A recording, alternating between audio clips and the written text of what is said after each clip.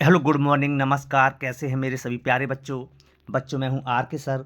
मैं आपके लिए लेकर आया हूं 2025 वेरी वेरी मोस्ट इम्पोर्टेंट ओटियां, जो आप इनको एक बार पढ़ लो, आप अच्छे नंबरों से पास हो सकते हैं। आपकी ओटियों में अच्छे नंबर आएंगे। तो सबसे पहले देखते हैं बहुविकल्पी प्रश्नों के उत्तर लिखिए। इससे पहले का मैं जो प्रश्न है उनको, बहुविकल्पी प्रश्न, उनको मैं पिछली वीडियो में बता चुका हूं।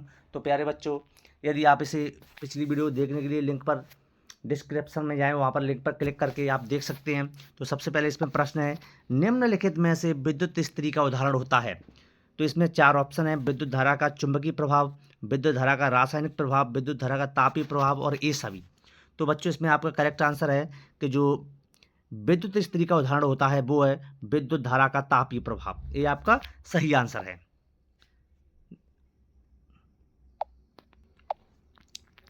इसके बाद आगे बढ़ते और प्रश्न देखते हैं।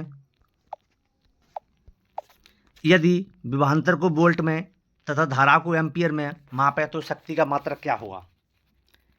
इसमें आपके ऑप्शन है ampere meter, volt ampere, newton tesla, इनमें से कोई नहीं। इसमें आपका करेक्ट आंसर है वोल्ट एम्पियर। इसके बाद अगला प्रश्न है, निम्न में से किलोवाट घंटा मात्रक है। निम्नलिखित में से किलोवाट घंटा होता है वो किसका मात्रक होता है। इसमें आपके चार ऑप्शन है: विभवांतर का, विभव का, ऊर्जा का और धारा का। तो इसमें आपका करेक्ट आंसर होगा बच्चों कि जो किलोवाट घंटा मात्रक होता है वो होता है ऊर्जा का। किसका होता है? ऊर्जा का। इसके बाद अगला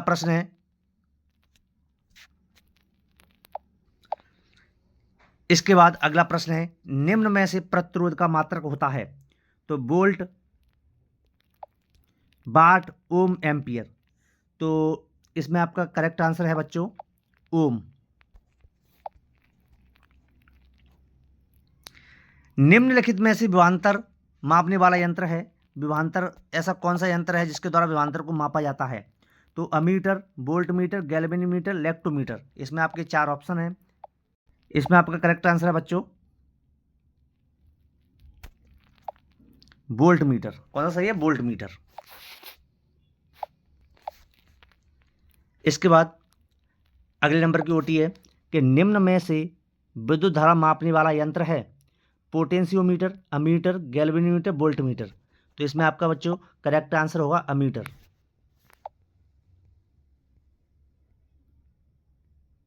नेक्स्ट है, शुद्ध जल विद्युत का होता है कुचालक, अचालक, दोनों, इनमें से कोई नहीं। तो शुद्ध जल विद्युत का होता है बच्चों कुचालक होता है।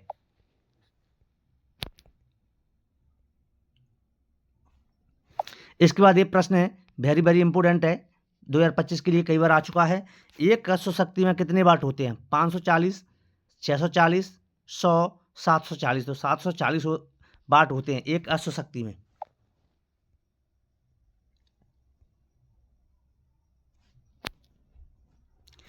विद्युत बल्बों में तंतुओं के निर्माण में किस धातु का उपयोग किया जाता है? जो विद्युत बल्ब होते हैं उसमें फिलामेंट लगा होता है, वो किस धातु का बना होता है? लोहे का, सोने का, चांदी का, टंगस्टन का। तो इसमें आपका करेक्ट आंसर है टंगस्टन का।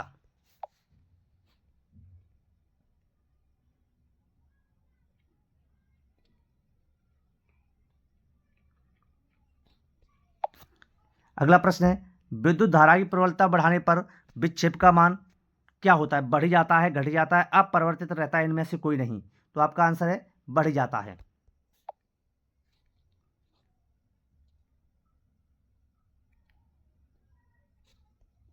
अगला प्रश्न है, घरेलू परिपथ में सभी उपकरण संयोजित किए जाते हैं समांतर क्रम में, श्रेणी क्रम में, दोनों में, उपयुक्त में से सभी में। तो समांतर क्रम में प्रयोग किए जाते हैं। जो घरेलू परिपथ होता है उसमें हम सभी उपकरणों को संयोजित करते लगाते हैं, वो क्रम समांतर क्रम में उनको लगाते हैं।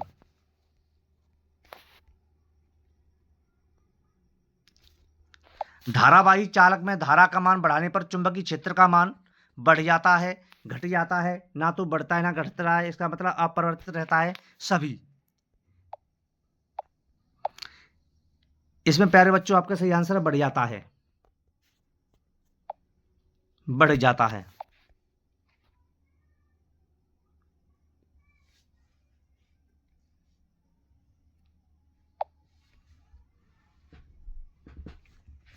अगला प्रश्न है, समान चुंबकीय ध्रुव करते हैं, समान जो चुंबकीय ध्रुव होते हैं वो क्या करते हैं?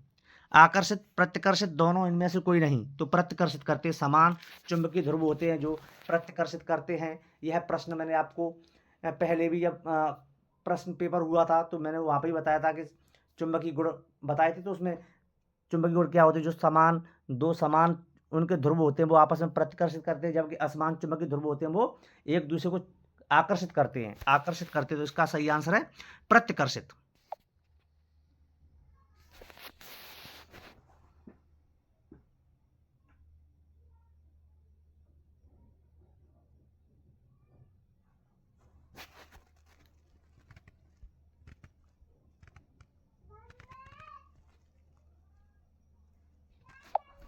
अगला प्रश्न है, विद्युत धारावाहिक तार किसकी तरह व्यवहार करता है? विद्युत धारावाहक तार होता है वो किसकी तरह व्यवहार करता है? चुंबक की तरह, विद्युत की तरह, लोहे की तरह, प्रतिरोध की तरह। तो विद्युत धारावाहिक तार होता है वो चुंबक की तरह व्यवहार करता है। तो आपका पहला ही ऑप्शन बिल्कुल करेक्ट है, चुंबक की तरह।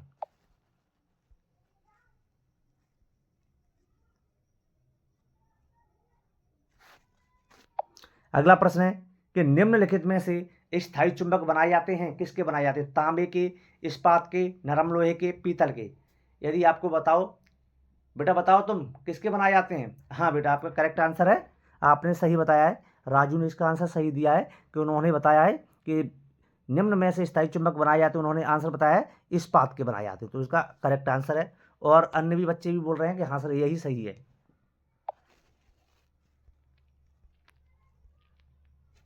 अगला प्रश्न है, चुंबकीय क्षेत्र रेखाएं बनाती हैं बंद वक्र, खुला वक्र, दोनों, इनमें से कोई नहीं। इसका आंसर देखते हैं, बंद वक्र बनाती हैं। कौन सा बनाती है बच्चों? चुंबकीय बल रेखाएं वो बंद वक्र बनाती हैं। अगला प्रश्न है, धारा के चुंबकीय प्रभाव की खोज किसने की? ऑस्ट्रेड ने, बोर ने, फेराडे ने, एम्पायर ने। तो धारा के चुंबकीय प्रभाव की खोज की ऑस्ट्रेड नामक वैज्ञानिक ने, ऑस्ट्रेड ने।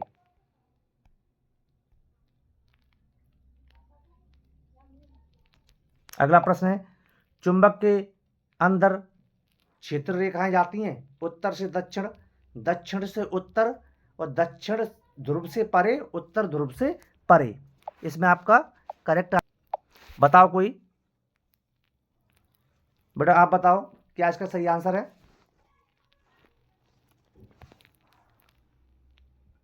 शिवम आप बताओ।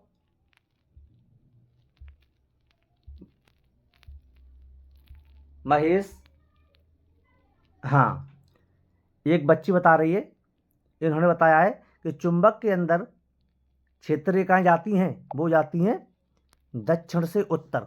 वही आंसर इसका करेक्ट आंसर है।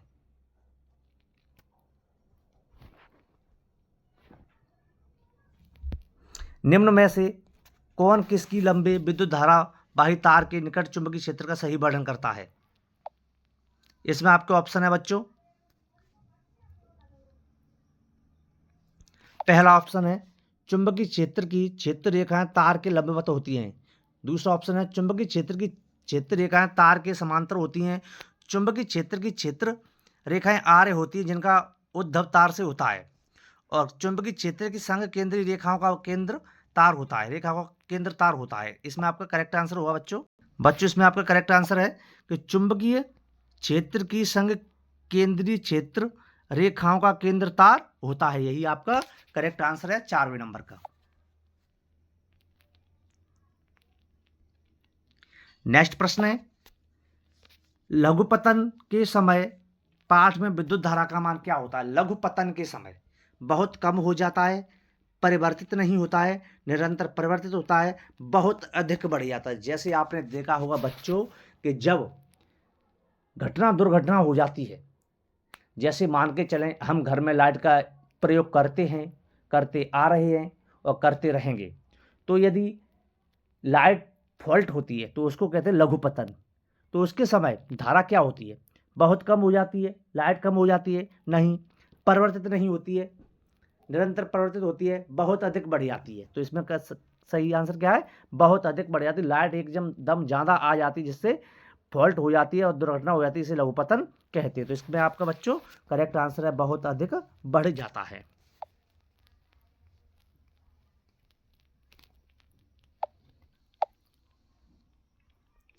बच्चों इसके बाद मैं आपके लिए कुछ महत्वपूर्ण प्रश्नों के विषय में बात कर रहा हूं, जो इस वीडियो के माध्यम से मैंने सोचा कि इस वीडियो को ख़त्म करने से पहले बच्चों को कुछ प्रश्न भी बता दूं, जिनको बच्चे अच्छे तरीके से याद कर लें और आने वाली परीक्षा की तैयारी भी उनकी अच्छे तरीके से हो जाए और उनके अंक हैं, मार्क्स हैं, वो 19+ आएँ।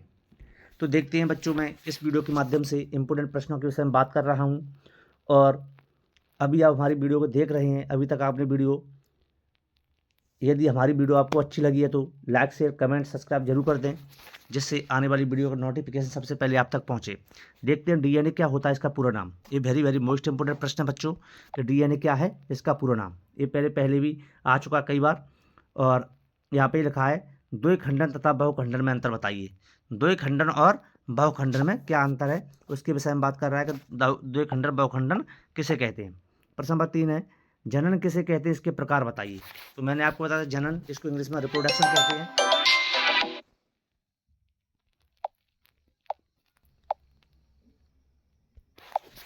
जनन किसे कहते हैं, इसके प्रकार बताइए, इसको इंग्लिश में रिप्रोडक्शन कहते हैं।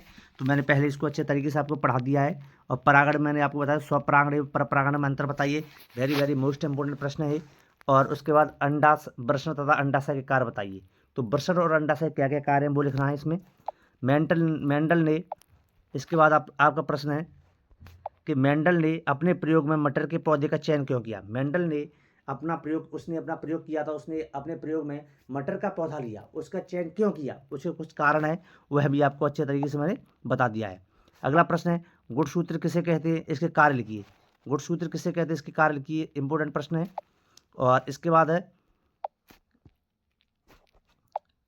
मानव में लिंग निर्धारण की प्रक्रिया से आप क्या समझते हैं। मानव में जो सेक्स डिटर्मिनेशन की प्रोसेस होती है, उससे आप क्या समझते हैं, इसको समझाना है। उत्तल दर्पण किसे कहते हैं, इसके उपयोग लिखिए। उत्तल दर्पण किसे कहते हैं, इसके उपयोग लिखिए, ये भी मोस्ट इंपोर्टेंट प्रश्न है, अच्छा प्रश्न है। जितने भी प्रश्न बता रहा हूँ सभी प्रश्नों को नोट करते चलिए कॉपी में और याद करते चलिए। एक गोली दर्पण की वक्रता त्रिज्या 20 सेंटीमीटर है, तो इसकी फोकस दूरी ज्ञात करना है। और उस उत्तल दर्पण की फोकस दूरी ज्ञात कीजिए जिसकी वक्रता त्रिज्या 32 सेंटीमीटर है। ये भी मोस्ट इंपोर्टेंट प्रश्न है कि उस उत्तल दर्पण की फोकस दूरी ज्ञात कीजिए जिसकी वक्रता त्रिज्या कितनी है, 32 सेंटीमीटर है। अगला प्रश्न है अवतल दर्पण किसे कहते हैं, इसको उपयोग किए। और दूर दृष्टि एवं निकट दृष्टि दोष में किस लेंस का उपयोग किया जाता है, ये भी इंपोर्टेंट प्रश्न है। तो ये प्रश्न मैंने आपको बताए, मोस्ट इंपोर्टेंट प्रश्न थे। इन प्रश्नों की आप अच्छे तरीके से तैयारी कर लीजिए, आपको 2025 फरवरी में आने वाली परीक्षा में प्रश्न आपको जरूर देखने को मिलेंगे।